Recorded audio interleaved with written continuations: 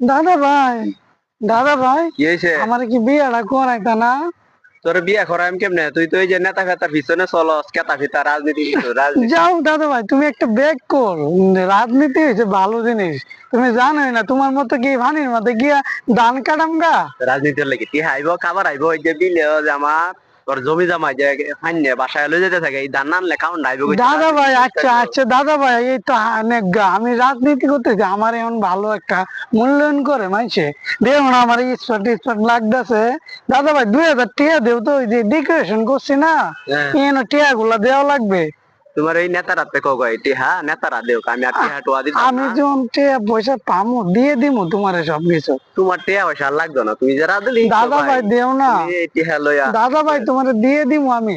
না না না, কোনো টিহা দেওয়া আমার হইলো না। নেতা যখন টিয়া বেশি ইনকাম হবে আমারে দিব, আমি তোমার সব টিয়া দিলাম দাদা ভাই, তোমারে দিমু।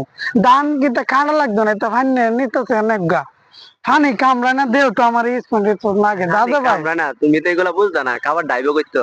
হ্যাঁ, দেও না এই দাদা যে ভাই, খায়া দাও 2000 টাকা। রাজনীতি হচ্ছে, এই খাবার আইব করতো। দাদা ভাই, ধুর, তুই যা তোর রাজনীতি লাগে, আমি গেলাম। দাদা ভাই টিয়া দিল না।